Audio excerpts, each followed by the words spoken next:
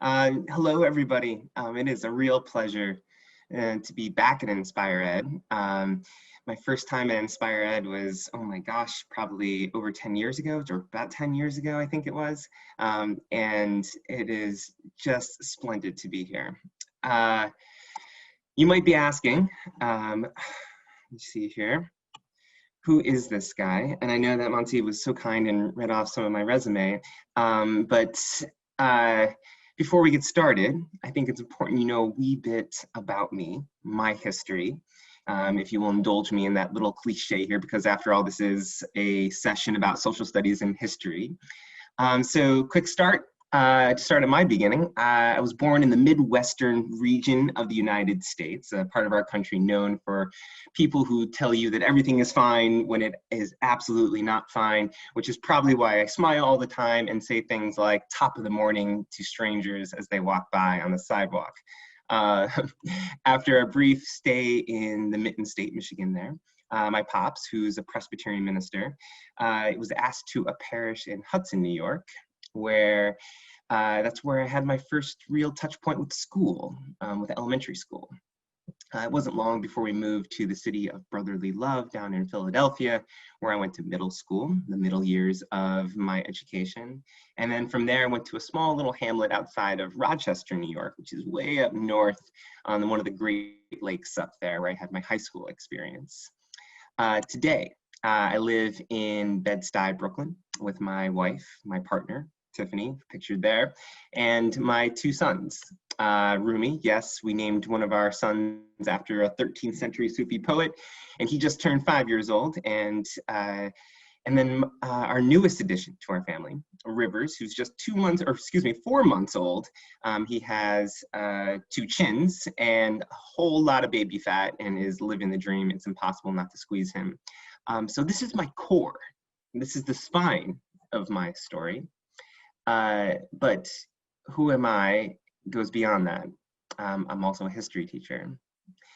And oftentimes when I tell people what it is that I do, I get responses like this: oh, bless you, or that's so nice of you, that's so sweet of you. But my personal favorite, when I tell people it is what it is that I do, I get this inevitable, why would you do that? And the real reason why I teach has to do with something called karma. So karma. Now, in order to explain this idea of karma and how it brought me to where I am right now, I'm going to have to take you back, way back to my high school experience, circa 2000, when I myself was back in 10th grade. I was young, full of life, excitement, a wee bit of vigor. And day after day, I would enter into Mr. Hollenbeck's class. I was smart, I was cocky, I was totally wise, as all sophomores are. And day after day, Mr. Hollenbeck and I, we would engage in discourse that would eventually lead me to be escorted out of his 10th grade history class by my principal. It wasn't so bad at this point that Mr. Hollenbeck told me that he did not want me in his class. It wasn't so bad that he told me that I wasn't worth his time. At this point, I could read. And at this point in my high school career, I had the power to write.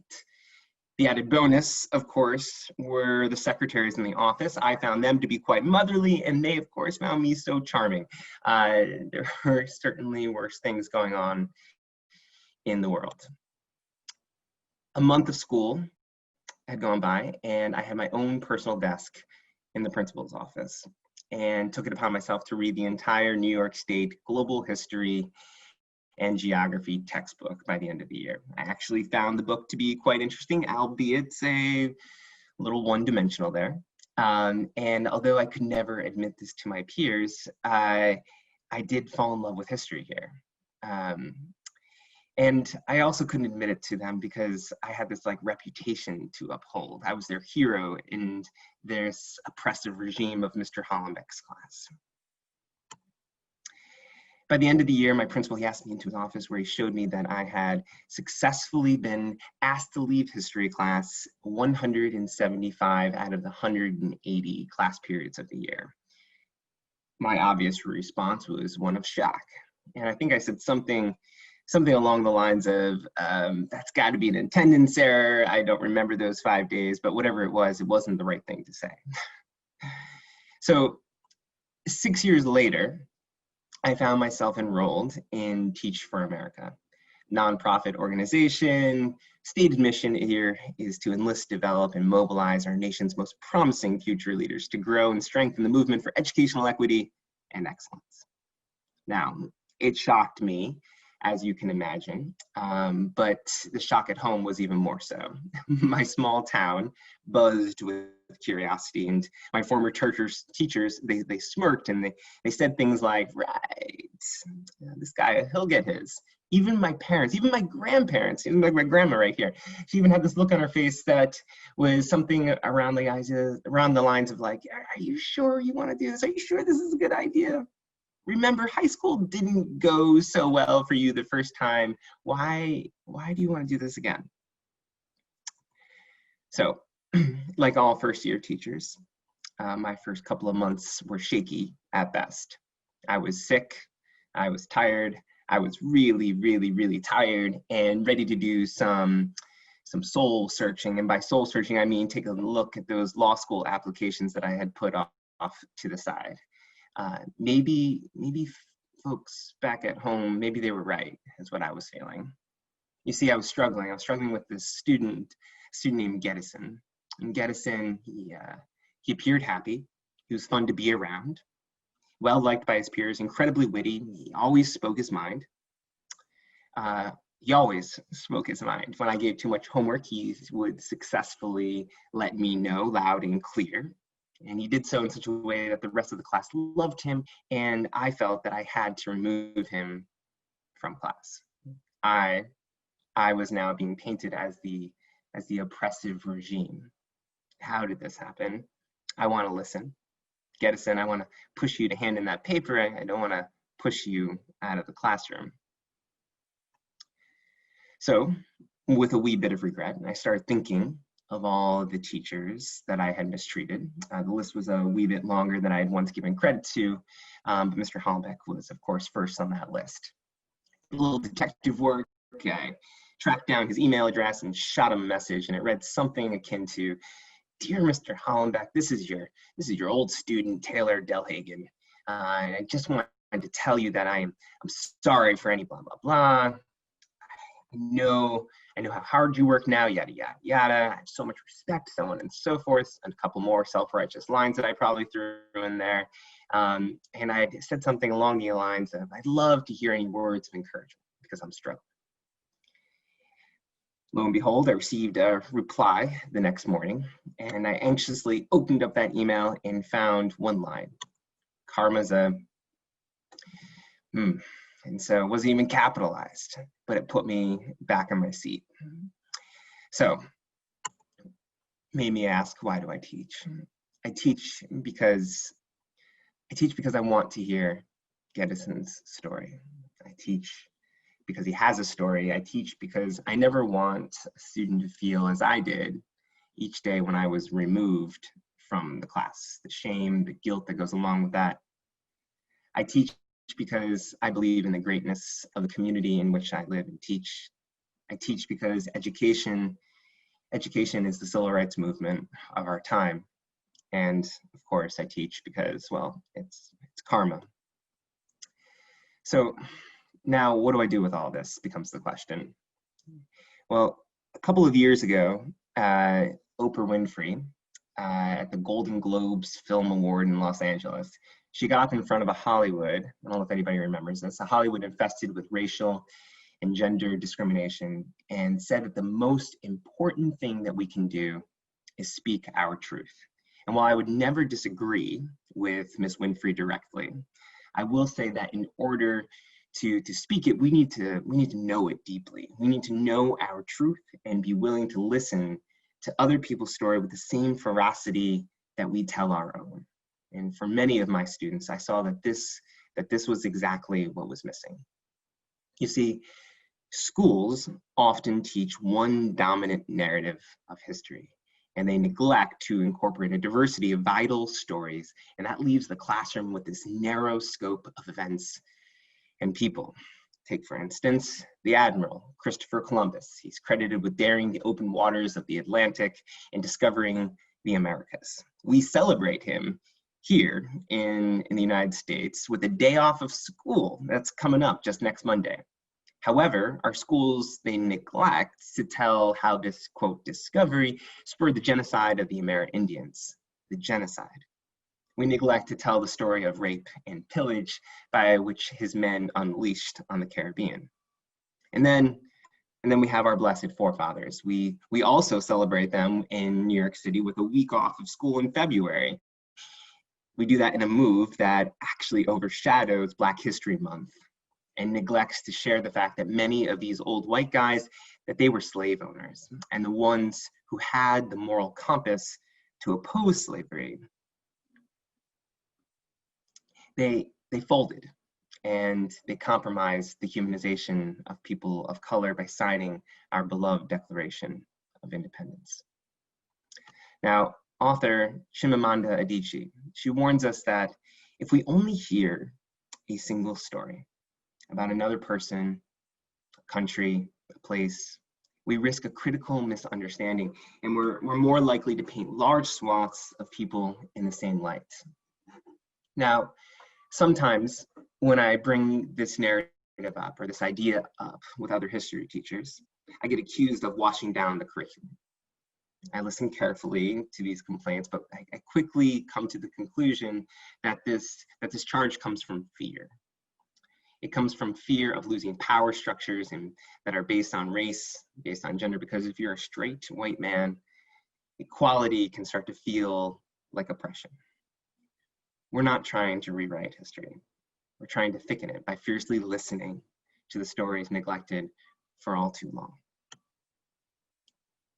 So now in my classroom experience, feelings of disenfranchisement follow when some are told in favor of others. Or in the case of many of my students, when your story, it actually gets trapped inside the narrative of somebody else's. So for instance, here's Miss Samuel. Her disinvestment in my history class is obvious from this picture, right? Why? Well, the only time she learned about people who looked like her was when we read about the Atlantic slave trade. Slavery became the way that she understood history. It came to define her and influence the ways that she would even move in the world. The consequences were far-reaching. Disinvestment in school, disinvestment in citizenship. Now, please don't get me wrong here. Like, we need to investigate the ills of our past and leave no stone unturned in the historical journey. Learning about slavery here in the United States, it's vital to understanding the inequity that we face as a nation. We cannot be in the business of putting rose-tinted glasses on our history. We must be more courageous than that. And at the same time, I saw that many of my students, they were disengaging because they did not, or they could not, identify with the people being highlighted in our history curriculum. As a result, they start to question their place within a national identity. So for instance, here's Zaire. I remember him telling me, I can't be American because my history isn't covered here. Holding up a textbook. This learned history cultivates a struggle with identity because young men like Zaire, they don't see themselves in textbooks. He would ask questions like, why does the French Revolution get a full chapter, but the Haitian Revolution get this super small paragraph?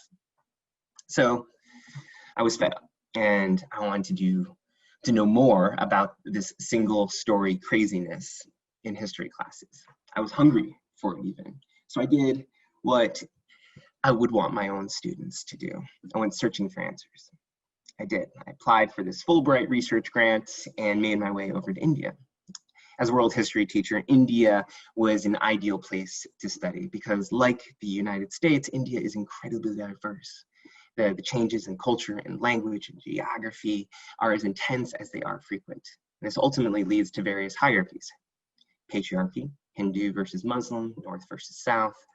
Moreover, the Indian freedom movement, it's a highly engaging chapter in my own course. My students love unpacking Gandhi's writing on Satyagraha and feel deep solidarity with his calls for home rule. Yet just as in the history books focused almost primarily on Dr. King here in the United States, we also only learn about Gandhiji and the Indian freedom movement. India didn't break away from the largest empire in the world because of one man on his lonesome. It was a diverse movement with many stories that wove independence. So my wife and I, we set to work. We visited as many classrooms as we could, from Karnataka to Kerala, Tamil Nadu to Sikkim, Darjeeling to Delhi and Mumbai, over to Kashmir even. We wanted to see and hear and feel how history was being taught across the country. We conducted interviews on the perspectives and the feelings both teachers and students had about the way in which the Indian freedom movement was taught in classrooms. And we found that the single story existed there as it does here. Lighter-skinned Hindus from upper castes controlled the narrative, and darker-skinned Muslims were often vilified. They were silenced. As outsiders, it was not our place to tell someone else's history, not at all. Instead, we scoured the archives, collecting speeches and other writings that connected to moments in the freedom movement, and created a seminal curriculum that included a diverse set of perspectives from 1857 to 1947. We packaged it nicely with annotation schemes, interpretive questions that openly challenged the single story of the movement. We called it Threads of the Chakra. As Gandhi sat and he spun his own cloth, he probably realized that no two threads were the same. It was the collective, yet the individual pieces of yarn that made that movement powerful. This last picture here is a picture of prayer flags in Nepal on the Annapurna circuit. Each color holds a unique prayer that will fray, it's gonna flap, it's gonna sing right off into the wind. And prayer flags, they serve as a North Star of sorts. That's how I like to think of them. High in the loneliness mountain passes of the Himalaya, you can always find prayer flags. It's a sign that someone else has been there. Prayer flags, they often mark the trail, giving comfort to those who are tired, to those who need to keep on the path. These prayer flags, they're not all too dissimilar from our own stories, our own histories. These are as unique as they are beautiful, but only because these colors and prayers are present together. What I came to realize in both the United States and in India was that the single story that's perpetuated in history classes was in part the result of how teachers saw their students.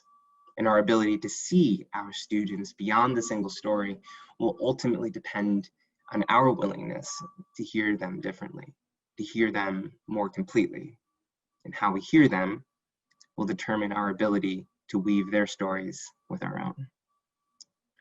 Thank you, and thank you so much for giving me some time to share a little bit